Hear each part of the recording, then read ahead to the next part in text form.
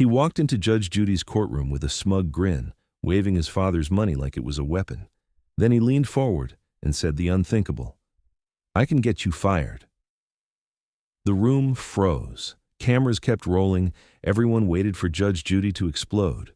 But she didn't shout. She didn't threaten. She simply listened and smiled. Because while he believed money ruled the room, she knew something far more dangerous was on her side. And when she finally spoke, his face said it all. He hadn't just misjudged the court, he had challenged the wrong person. What happened next will shock you, but before we dive in, tell me, where are you watching from? And don't forget to hit that subscribe button. The door swung open before the bailiff could announce him. He walked in like the room already belonged to him. And that smile, that smug, polished, inherited smile, settled across his face as if nothing in this courtroom could possibly touch him.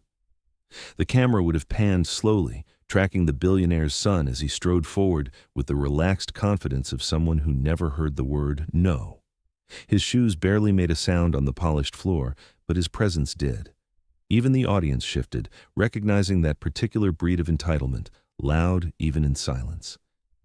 Judge Judy watched him without moving. Not a blink, not a breath wasted. She simply observed, the way a surgeon observes a patient before deciding where to make the first cut. The plaintiff stood at the corner of the bench, gripping her folder so tightly the paper inside bent. Her eyes followed him like a shadow, small, tense, already bracing for the storm she knew he carried. He glanced her way only briefly, just long enough to remind her of her place in his world, a place beneath him.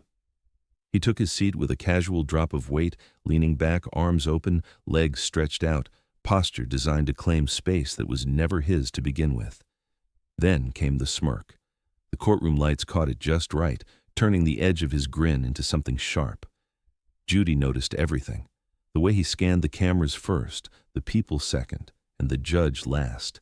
The way his fingers tapped a slow, self-satisfied rhythm on the desk. The way arrogance coated him like cologne. When the bailiff asked him to state his name for the record, he did not speak so much as perform. Derek Thorne. He paused, letting the surname hang in the air as if it deserved applause. The Thorne family, he added, unnecessary and intentional. A faint murmur rippled across the seats. The plaintiff flinched. Derek smiled wider, pleased that his lineage had done the heavy lifting. Judy, however, did not give him the reaction he expected. She did not soften. She did not tighten. She simply nodded once, a controlled motion that said, "Your name changes nothing here." That was the moment, the first moment, when something flickered behind his eyes. Confusion, irritation. It was gone too quickly to name, but it was there. He leaned forward, elbows on the desk, meeting Judy's gaze with the full weight of his entitlement. "You know who my father is, right?"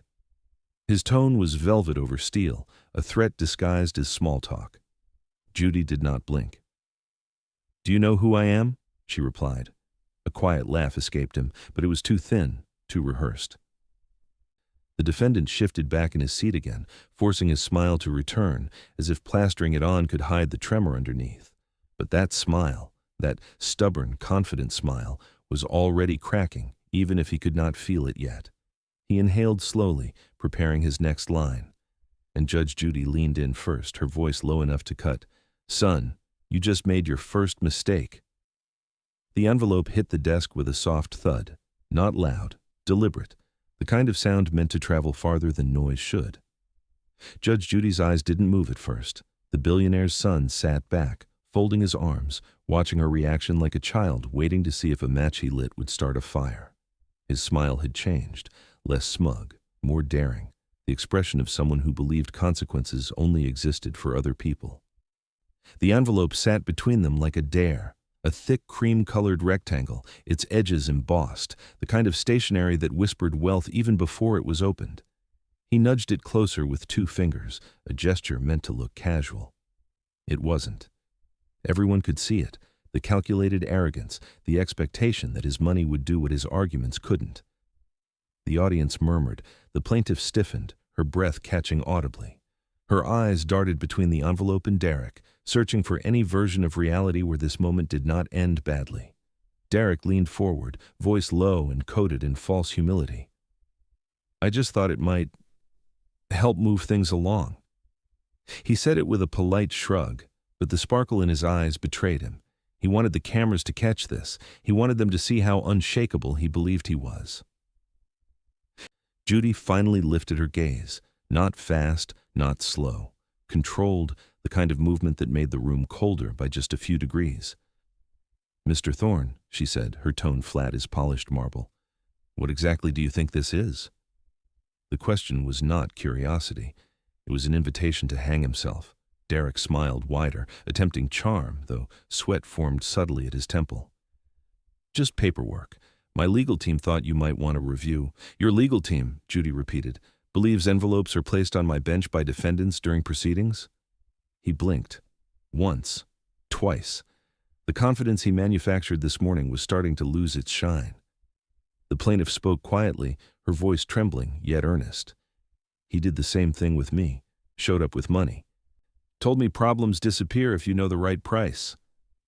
The courtroom shifted again, murmurs rising, the audience leaning closer, sensing the unraveling beginning. Derek scoffed, waving a dismissive hand. Please, I was being generous. Some people just cannot recognize an opportunity. Judy did not move. Her stillness became the room's stillness. There was no anger in her face, no raised voice, no dramatic gesture. She simply let silence weigh down on him like truth itself. Then, with a single motion, she reached for the envelope. Derek smirked, victorious. But Judy did not open it. She slid it across the bench, away from him, away from herself, toward the clerk. The sound of it scraping lightly across the wood felt sharper than a shout. We will both pretend, she said, her voice cutting with surgical precision, that you did not just do that. The smirk vanished.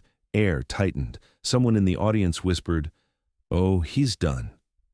Derek swallowed hard, his facade thinning, as Judge Judy leaned forward slightly and added, "Because if you had, Mr. Thorne, this case would already be over." He leaned forward, elbows slicing into the desk, voice dropping low enough to vibrate, not echo. "I can get you fired." The words didn't just leave his mouth, they detonated. For a moment, no one moved. Not the bailiff, whose hand froze mid-adjustment of his badge, not the plaintiff, who inhaled sharply as if she had just been pushed underwater. Not even the cameras dared to blink, capturing every pixel of Derek Thorne's arrogance suspended in the silence he had just poisoned.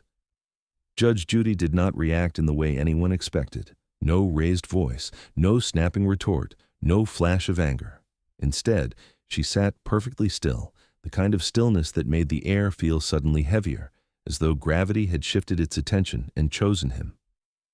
Derek mistook that stillness for weakness. He let a slow smile spread across his face. There are limits, he added, choosing his words like weapons polished to shine. Even for you. The plaintiff's knees buckled slightly, her grip on her folder tightening until the cardboard bent. She had lived in fear of his power for months. Hearing him speak that boldly to a judge made her feel both vindicated and terrified. If he could threaten Judy, what chance had she ever had? Judy finally moved. Not much, not dramatically, just a slight tilt of her head, a measured inhale. "Mr. Thorne," she said quietly, "is that a threat?" He shrugged, hands lifting, palms open in theatrical innocence. "Of course not. Just stating facts. People in my position. We have connections." The audience murmured. Someone whispered, "He didn't just say that." Others leaned forward, unable to tear their eyes away from the unfolding disaster. Judy's expression didn't change. Not anger, not fear, just accuracy. The precision of a person mentally taking notes on a mistake she had seen many times before, but never quite in this cinematic form. "You believe," she said slowly, "that influence grants immunity." Derek smirked. "It usually does." It was then that Judy reached for the case file. Her fingers brushed the cover lightly, but the gesture was enough for Derek's smirk to weaken. His eyes flickered downward, then up again, searching for reassurance in a room that now felt less like an audience and more like a jury. The file opened with a soft crack, the sound oddly loud in the stillness he created. Judy turned a page, then another. Her brow shifted, subtly but unmistakably. "Interesting," she murmured. Derek's smile twitched. "What? What's interesting?" She didn't answer. Instead, she traced one line on the page with her fingertip, the way one might reveal a secret without speaking it. The plaintiff leaned forward, heart pounding. Even the bailiff took a step closer, sensing something unexpected in the air. Finally, Judy closed the file gently, too gently. "Mr. Thorne," she said, her tone quiet but edged with something sharpened by truth, "you have not been honest with this court." His smile vanished completely. Judy tapped the file once, eyes locked on him. "And this document proves it." The file stayed open on Judge Judy's desk. Derek Thorne stopped smiling. For the first time, the room seemed to notice how hard he was breathing. Judy did not speak immediately. She let the silence coil around Derek like a tightening rope, each second forcing him deeper into the truth he had spent months trying to bury. The pages before her were crisp, annotated, and damning, more organized than his excuses, more honest than his performance. Finally, Judy lifted the document. "Mr. Thorne," she said, her tone flat, "this contract is not the one the plaintiff signed." A visible shiver ran through him, small, quick, but unmistakable. He tried to laugh, but it broke on the way out. "That is, impossible. My team handles that paperwork." "Your team," Judy echoed, "did not alter this. You did." The plaintiff's breath caught. The audience murmured.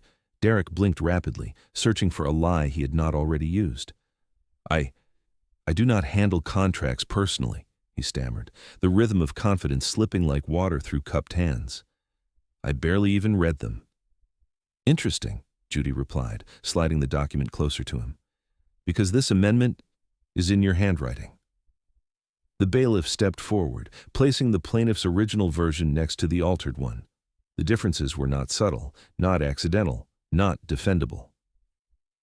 The camera zoomed in. Derek saw the red light and panic flickered across his face. Not the loud kind, not the dramatic kind, the inward collapse that no amount of charm could mask. "Explain this," Judy pressed. His mouth opened, then closed. He looked at the plaintiff, then at the judge, then back at the cameras, desperate to find the version of himself he always projected. But projection offered no protection now. "That," he tried again, voice thin, "that must be a misunderstanding. Maybe my assistant—" "Your assistant," Judy cut in, "submitted a sworn statement saying you personally requested these changes." Derek froze. His assistant, the one he dismissed, ignored, and overworked, had finally stepped into the light. He clenched his jaw, trying to regain footing, trying to reach the platform of arrogance he had lived on for so long. But it wasn't there anymore. The fall had already begun. The plaintiff exhaled softly, not in triumph, but in something closer to relief, as if the truth finally had room to breathe. Judy's gaze sharpened. "You threatened this woman with legal ruin," she said. "You manipulated documents to pressure her. You lied about your involvement." Her words were quiet. But quiet is where truth hits hardest. Derek swallowed, throat tight. "This is being blown out of proportion," he whispered. "No," Judy replied. "This is proportion. You just are not used to being measured." His fingers trembled as he reached for the document, and that tremble was the second crack. Judy tapped the altered signature with her pen. "Would you like to explain this discrepancy, or should I?" Derek spoke first, too quickly, too loudly. Words spilled out of him like they were trying to escape. Confidence had abandoned him. All he had left was noise. Judge Judy did not interrupt. She simply let him unravel. The cameras tightened their gaze as Derek leaned forward, palms open, shoulders tense, trying to salvage the arrogance slipping through his fingers. Listen, that is not what happened," he insisted, voice cracking on the second listen. "People misinterpret things. My texts were taken out of context. She exaggerated everything." The plaintiff flinched at the accusation, her fingers trembling against the folder she held like armor. Judy raised her hand slightly. "We will see." The bailiff stepped forward with a thin folder, one that seemed far too light to carry the weight of what it contained. When he placed it on Judy's bench, Derek's breath hitched. The judge opened it slowly. One page, then another, each turn a countdown. "These," Judy said, lifting the first sheet, "are your messages." The audience leaned forward as Derek's carefully sculpted world began to peel away line by line. On the screen behind Judy, the text messages appeared, crisp, undeniable, humiliating. "I can ruin you. I can drag this out until you lose everything. Do not forget who you are dealing with. Money moves courts faster than truth." Gasps erupted. The plaintiff covered her mouth with a trembling hand. Derek's shoulders collapsed inward as if the words themselves were pulling him down. He shook his head violently. That is not... I was frustrated, that is all. You know how people get when they are upset." Judy's voice did not rise. It did not need to. "Upset people rant, Mr. Thorne. They do not threaten financial destruction to coercively manipulate someone." Her tone was precise, each word sliding beneath his defenses like a scalpel. He tried again. "You are not understanding. I did not mean any of it." "You typed every word," Judy replied, "and you sent every word." Derek began to talk faster, sentences tripping over one another. "I was just venting. She is making this bigger. Everyone gets angry. My father deals with this stuff all the time."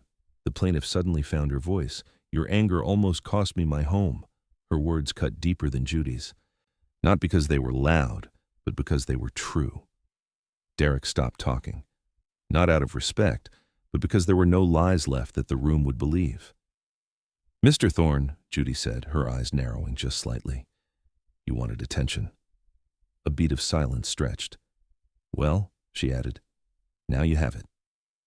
The cameras zoomed closer. Derek's breathing quickened. The room felt smaller, tighter, as if reality itself had stepped closer to him. Judy leaned back, folding her hands. "And there is still one more set of messages we have not discussed. If you were sitting in that courtroom, what would you do? Stay silent or speak up?" It happened slowly at first. A shift in posture, a tightening of breath, a ripple of disbelief traveling through the courtroom. Then it became unmistakable. The room had turned on him. Derek felt it before he saw it, a prickling in the back of his neck, a faint tremor in his fingertips, the sense that something invisible and powerful had shifted. The audience no longer looked at him with curiosity or restraint. Their expressions hardened into something else entirely: judgment, disappointment, disgust. He straightened his jacket again, as if fabric could shield him from moral gravity. "It is not what it looks like," he insisted, forcing a smile. "People say things they do not mean." The plaintiff stepped forward, and the cameras caught her movement like a breath of truth, cutting through stale theatrics. "Everything you typed," she said softly, "was exactly what you meant." Her voice shook, not with fear anymore, but with the weight of months spent being diminished, dismissed, and discarded. For the first time, Derek looked directly at her, really looked, and something flickered in his expression. Not empathy, not regret, just the dawning realization that the person he had treated like an obstacle was now the mirror reflecting who he truly was. Judge Judy tapped the stack of messages once. "Let us address the next set," she announced. Derek opened his mouth, but Judy continued before he could craft another lie. "These," she said, lifting a printed page, "are the messages in which you mocked this courtroom, insulted the plaintiff, and referred to my staff as..." She paused, eyes narrowing. "Replaceable." A wave of outrage moved through the audience. Someone gasped loudly. Another shook their head in disbelief. Derek's throat tightened. "Those were private conversations. They were not meant for public consumption," Judy finished. "Perhaps you should have behaved better in private." The plaintiff lowered her head, not out of fear, but in an attempt to contain the emotions swelling inside her. She finally felt seen, safely, publicly, undeniably. Derek's voice rose in pitch, cracking under the pressure. "You are all twisting this. You do not understand how our world works." "The world," Judy replied calmly, "is working just fine. You're just not used to being held accountable in it." He turned toward the audience as if searching for allies, but the room that once admired his wealth now only saw the damage of his choices. His face flushed, his breathing quickened. "People like me do not get treated this way," he snapped. "People like you," Judy said, "get treated exactly this way when truth finally outweighs ego." The cameras zoomed in. The plaintiff watched. The audience waited. Derek's bravado cracked again, the soundless kind of break that showed in his eyes before it reached his voice. Judy closed the folder slowly. There is one more piece of evidence we have not discussed. The room leaned forward, and Derek's color drained. The bailiff stepped forward, placing a small USB drive on Judge Judy's bench. It was silent. It was tiny. But Derek looked at it the way a man looks at a fuse connected to everything he hoped would stay buried. Judge Judy lifted the drive between her fingers, turning it once, letting the fluorescent lights glint across its metallic edge. "Mr. Thorne," she said, "are you familiar with this?" Derek's reaction was immediate, too immediate, a full-body jolt, breath caught, eyes wide but unfocused, as if searching for an exit that no longer existed. I do not know what that is," he said, the lie brittle before it even left his mouth. Judy nodded once, a gesture of acknowledgement, not acceptance. "Let us take a listen." The bailiff connected the drive, a soft click, a brief buzz. Then, his voice, loud, clear, unfiltered. "I can push any judge in this city. Money does the talking. They just pretend it does not. She is nothing. I could have her replaced by Monday. The plaintiff? Oh, she will cave. They always do when you turn up the pressure." A stunned silence swallowed the courtroom. The plaintiff's hand flew to her mouth, eyes welling with disbelief. Audience members exchanged horrified glances. Even the bailiff's jaw clenched, the muscle twitching beneath the skin. Judge Judy did not flinch. She watched Derek instead, watched his face drain of color. Watched the sweat gather at his temple, watched the last fragments of denial crumble in real time. "Mr. Thorne," she said quietly, "care to explain?" His voice came out thinner than paper. That is not, I never meant for, someone must have recorded me without my knowledge." "Yes," Judy agreed, "your assistant." If the room had been holding its breath before, now it exhaled in collective shock. Derek blinked rapidly, panic spiraling behind his eyes. "My assistant? No, she would never betray." "She did not betray you," Judy cut in, her tone controlled and razor-sharp. "She submitted this voluntarily, alongside a written statement detailing years of mistreatment, threats, and what she described as your pattern of weaponizing wealth." Derek's lips parted, but no sound emerged. His chest rose and fell in shallow, frantic breaths. The performance was over, not because he stopped acting, but because the truth no longer allowed an audience. The plaintiff trembled, not from fear now, but from vindication she never expected to see. Judy set the USB drive down carefully, like placing a verdict before it is spoken. "You believed," she said, "that money could bend reality, that courts, people, consequences were all negotiable terms." Her eyes locked onto his, unwavering. "But reality just answered you." Derek's shoulders slumped, the fight leaving him like a slow exhale of defeat. Judy leaned back, folding her hands with deliberate calm. "You are not the powerful one in this room," she said. "You never were." The courtroom froze, because everyone knew something deeper was coming next. The recording ended. But the silence it left behind did not. It stretched across the courtroom like a shadow, long, heavy, unavoidable. Derek Thorne's mouth hung slightly open, as if his next excuse had died before reaching air. The red camera light blinked above him, recording not his power, not his posture, but the collapse of both. His hands, which once tapped confidently on the desk, now hovered uncertainly in his lap, fingers trembling with the truth he could no longer outrun. Judge Judy did not move at first. She watched him with the steady patience of someone who had seen arrogance implode many times, but rarely with such cinematic clarity. Her eyes didn't soften, didn't harden, they simply witnessed him. And somehow, that was worse than anger. The plaintiff stood still, tears shining, but not from fear. These were different. These were the tears of someone who had been gaslit, dismissed, and steamrolled, only to find the truth finally lifting its head beside hers. Derek tried to speak. Nothing came out. He swallowed, the sound loud in the quiet. His gaze darted around the room, at the audience leaning forward, at the bailiff standing taller, at the cameras watching his unraveling with merciless accuracy. His world, so carefully constructed from money and bravado, was collapsing in real time. The word cracked. He tried again, forcing it out like a man pushing through debris. I did not think it would go this far. Judy leaned forward slightly. Her voice was quiet, deliberate, and devastating. Mr. Thorne, nothing went anywhere. You pushed it. A murmur slid through the audience, soft but sharp enough to cut what remained of his confidence. Derek closed his eyes just for a moment, as if the darkness might protect him from everything finally surfacing. Judy continued. You threatened people. You manipulated documents. You attempted to intimidate this court. And now you are shocked that consequences have arrived? He opened his eyes, but the bravado that once lived there was gone. What replaced it was smaller, human, afraid. I did not mean to ruin her, he whispered, nodding toward the plaintiff. I just wanted to win. The plaintiff met his gaze, for the first time without fear. You almost did, she said softly.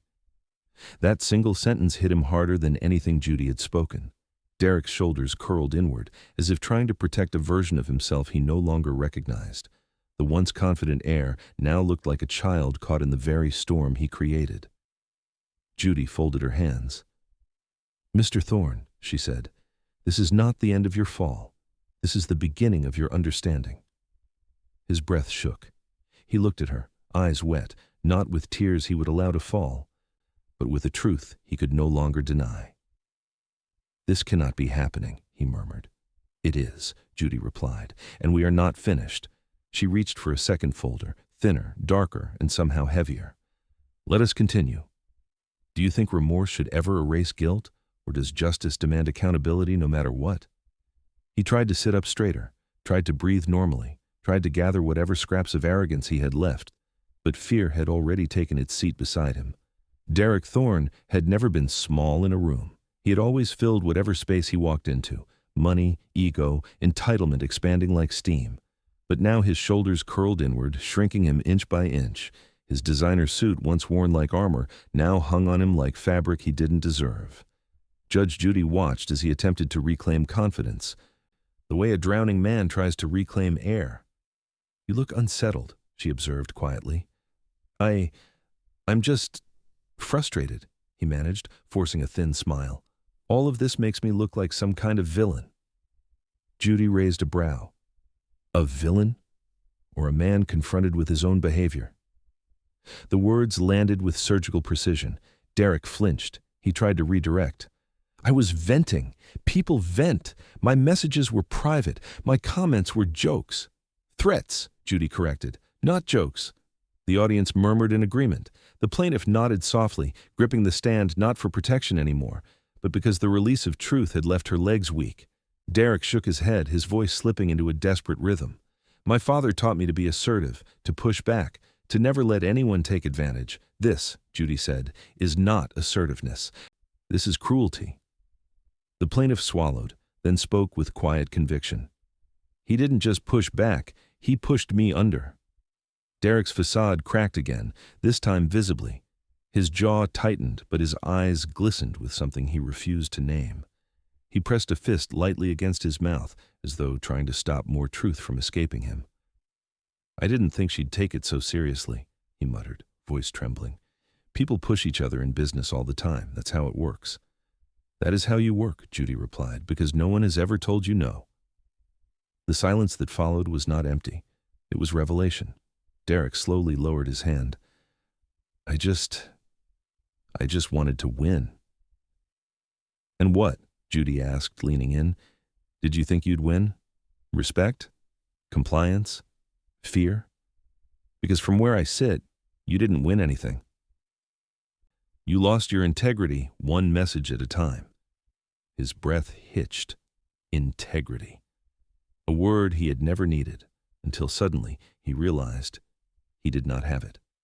The audience watched, transfixed, as he finally broke eye contact. His gaze dropped to the desk, the first sign of genuine collapse. I never thought anyone would stand up to me, he whispered, barely audible. Judy did not gloat. She simply nodded, as though she had been waiting for this moment all along. And now that someone has, she asked, what will you do with that truth? He didn't answer. He couldn't. His lips parted, then closed, like a man realizing the script he memorized no longer worked in the story he created. His voice shook as he finally whispered, I don't know what happens now. Judy opened a new folder. That, she said, is exactly what we are about to discuss. His confession still hung in the air, fragile, unfinished. Judge Judy did not rush him, did not interrupt. She simply waited. And waiting made him break faster than pressure ever could.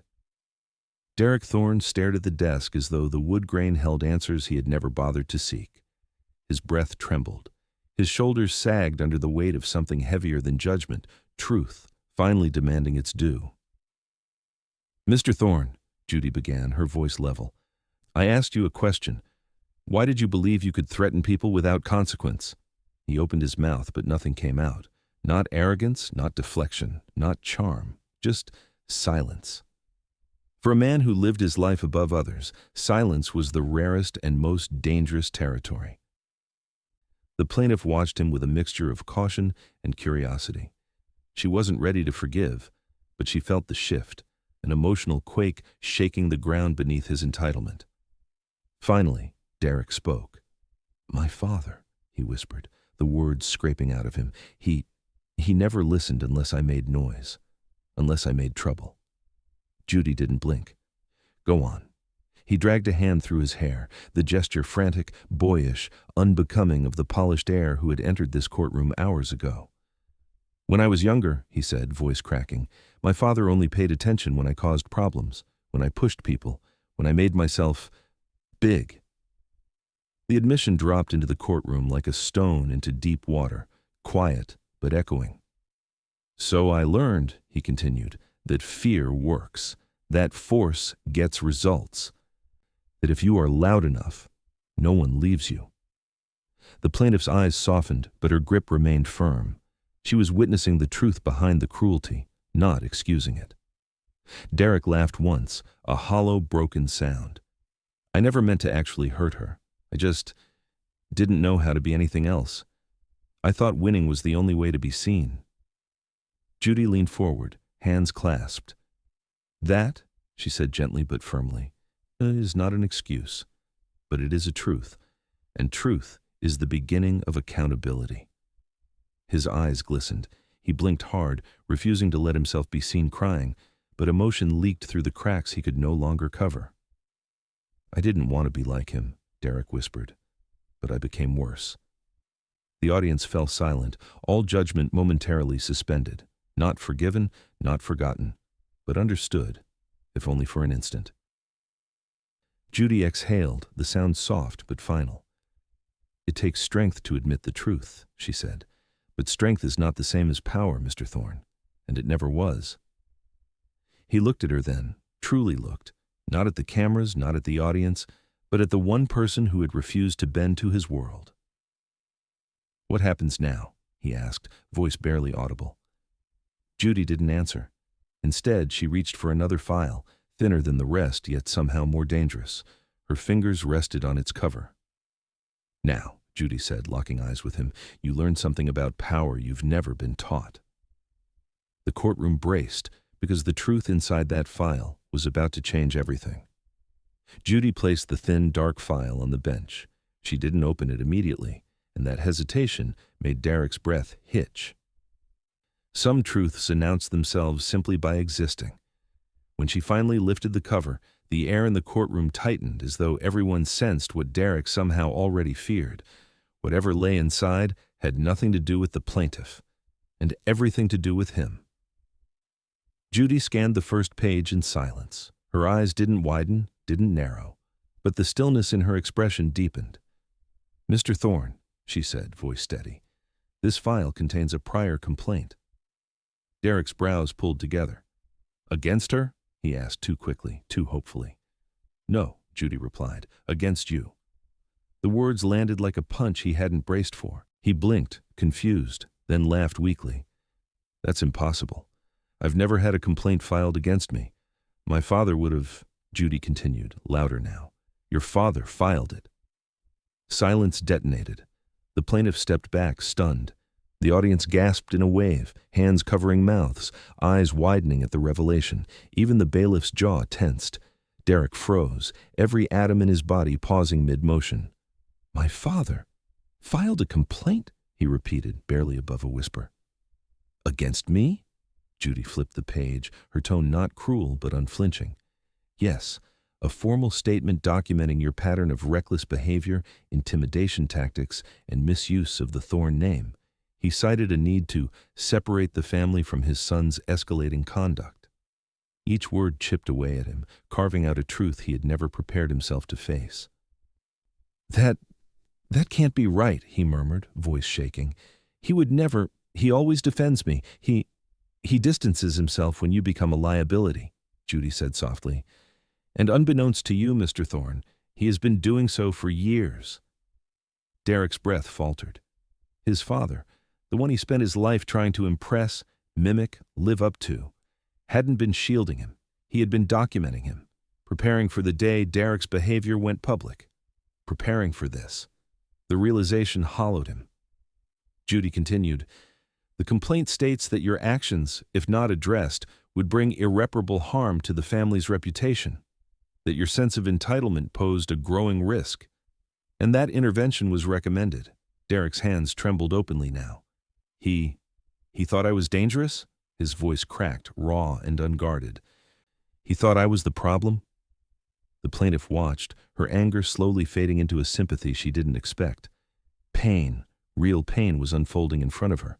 Judy's tone softened, not forgiving, but human. Mr. Thorne, your father's wealth did not empower you. It isolated you. You believed fear made people stay, but truthfully, it only kept them quiet. His eyes glistened, breaking in a way even the cameras seemed to hesitate capturing.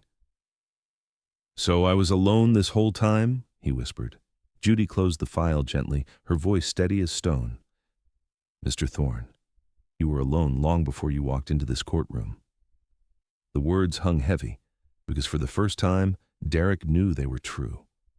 Derek Thorne no longer looked like the billionaire's son who swaggered into the courtroom hours earlier. He looked smaller, dimmer. Like a man realizing his reflection had been lying to him his entire life.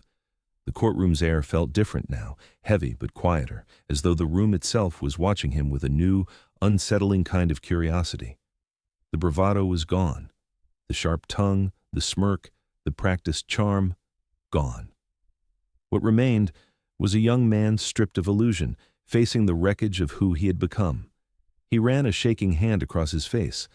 But arrogance is a fragile mask. Once cracked, it cannot be pieced back together. I didn't know, he whispered, voice shaking. I didn't know he thought that about me.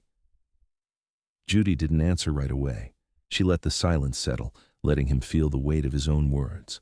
The plaintiff watched him, conflict playing across her features. She had wanted justice. She had expected resistance. She had not expected brokenness. Derek swallowed hard. I thought he admired me for being strong, for taking control, for pushing back. He laughed once, weak, hollow. Turns out I was just embarrassing him. He pressed his palms against the desk, grounding himself against the truth that refused to loosen its grip. Judy spoke softly. Your father's opinion is not the issue here. Your actions are. You have hurt people. You have misused power you did not earn, and you have justified it as survival. His shoulders collapsed another inch. What was I supposed to do, be weak? No, Judy replied. Be decent. The word hit him harder than any accusation. The plaintiff stepped forward slightly, her voice gentle but firm. I never wanted to destroy you, she said. I just wanted you to stop destroying me. Derek looked at her, truly looked at her, for the first time since this case began. Gone was the dismissiveness, the entitlement, the belief that she was beneath him. What stared back at her now was the fractured core of a man raised to value image over humanity. His voice cracked. I didn't know how to stop. You start, Judy said, by acknowledging the damage, by facing what you've done, and by understanding that your pain does not justify causing pain. A tear slid down Derek's cheek before he could stop it. For a moment, the courtroom paused in that vulnerability, a rare, trembling moment where even the audience lowered their judgment long enough to witness the human beneath the headlines. Judy let him breathe, but only just. "Mr. Thorne," she continued, "you have spent years using power to shield yourself from consequence. Now, consequence is the only thing that can teach you who you truly are." He nodded slowly, the gesture small and trembling. "I don't know how to fix what I've done," the plaintiff's voice softened. "You start by understanding it mattered." Derek wiped his face, trembling. "What happens next?" he asked. Judy looked at him, gaze steady, voice firm. "Next," she said, "comes accountability." The courtroom had shifted again, not with shock this time, but with something heavier, the beginning of consequence. Even Derek felt it pressing against his lungs. Judge Judy rested both hands on the bench, posture steady, expression firm, as if the truth revealed over the last hour had crystallized into something she could now wield with absolute clarity. "Mr. Thorne," she began, voice measured, "it is time we examine the damage, not in theory, not in your father's shadow, but in reality." Derek flinched at the word damage. It wrapped around him like a weight he wasn't sure he could lift. Judy turned to the plaintiff. "Tell the court the full impact of his actions." The plaintiff nodded, exhaling slowly before speaking. Her voice didn't tremble this time. It carried the grounded strength of someone who had survived, someone who could finally tell the truth without fear of retaliation. "When he pulled out of our agreement," she said, "my business stalled. I lost 3 vendors, 2 employees, and I almost lost my home. I worked nights. I borrowed money. I lived on anxiety for months." She paused, then added, "All because he wanted to win." Derek shut his eyes. The words striking him with the precision of arrows. He had known he hurt her, he had counted on it, but he had never imagined the depth of the wound. Judy leaned forward. "What you call assertiveness," she said, "was intimidation. What you call business strategy was manipulation. And what you considered leverage nearly dismantled a woman's life." The audience absorbed every word, their earlier anger softening into a somber recognition of how deeply these small claims cases could cut. Derek's throat tightened. "I didn't think it was that bad," he whispered. "That," Judy said sharply, "is the problem. You never think beyond yourself." He swallowed hard, his composure unraveling again. His father's complaint, his assistant's testimony, his own words immortalized in those recordings. Every layer of his life peeled back until all that remained was a young man realizing the world he built from money and ego was nothing but scaffolding, hollow and unstable. The plaintiff continued gently, "I didn't want revenge. I wanted fairness. I wanted someone to see what he was doing and tell him he couldn't keep doing it." Derek looked at her, really looked at her, and the weight of everything he had done finally settled across his shoulders like an anchor. "I'm sorry," he whispered, and for the first time, the room believed him. But Judy wasn't done. "Accountability," she said, "isn't about apologies. It's about consequence. You must face what your choices cost others and what they have cost you." He nodded slowly, a man stepping into truth he could no longer escape. What happens now?" he asked again, voice hollow. Judy lifted her gavel, but didn't strike it. "Before I render judgment," she said, "there is one final thing you must hear." The room froze. Judy inhaled, her eyes steady on Derek. "This last truth," she said softly, "may be the heaviest of all. Before the verdict, ask yourself, can people truly change, or do they just get better at hiding who they are?" Judge Judy kept the gavel raised, suspended between silence and consequence. The entire courtroom held its breath, because whatever came next would not just end the case, it would redefine the man sitting before her. Derek Thorne stared at her with the hollow stillness of someone who had finally run out of defenses. No more smirks, no more threats, no more inherited bravado, just a young man, stripped of illusion, standing in the wreckage of his own choices. Judy lowered the gavel, but gently, letting it rest against the bench without striking. "Mr. Thorne," she began, voice calm and unwavering, "you have shown us two versions of yourself today. The one who walked into this courtroom expecting control, and the one who sits before me now, confronted by truth." The audience leaned closer, not from excitement, but from gravity. Judy continued, "You believed money was power, that fear was influence, that consequences were optional." She paused. "But power without integrity is nothing more than noise, and today, the noise has stopped." Derek blinked hard, emotion rising again. His hands trembled, but he didn't hide them this time. Turning to the plaintiff, Judy's tone warmed, not softened, but steadied. "You were patient, persistent, and courageous. You endured intimidation no one should face, and you brought receipts, truth, and dignity to a battle you never asked for." The plaintiff's eyes watered. She nodded once, unable to speak. Judy turned back to Derek. "I am ruling entirely in favor of the plaintiff. You will compensate her for her financial losses, court costs, and emotional distress caused by your deliberate misconduct." Derek lowered his head. It wasn't the money. He had plenty of that. It was the recognition that money was no longer the currency that mattered here. But Judy wasn't done. "Additionally," she said, "this court will be forwarding the evidence of your altered contract and coercive messages to the network's legal team and appropriate authorities. What they choose to do with it is their prerogative." A murmur rippled across the room. Derek inhaled sharply, not out of entitlement, but out of realization. For the first time in his life, he understood the difference between being untouchable and being accountable. Judy offered one final truth. "Mr. Thorne, power doesn't come from inherited wealth. It comes from the choices you make when no one is watching. And today, with everyone watching, you finally made a choice that wasn't about winning." He lifted his gaze slowly. "Thank you," he whispered, and there was no performance in it, no angle, no hidden motive. Just a man grateful for the first honest boundary he'd ever been given. Judy raised the gavel once more. Judgment for the plaintiff. Crack. The sound echoed, not as punishment but as transformation. The plaintiff sobbed with relief. The audience exhaled as one. And Derek remained seated, stunned not by the defeat, but by the realization that this verdict, harsh as it was, felt like the first real truth of his life. Power built on arrogance collapses the moment truth walks in.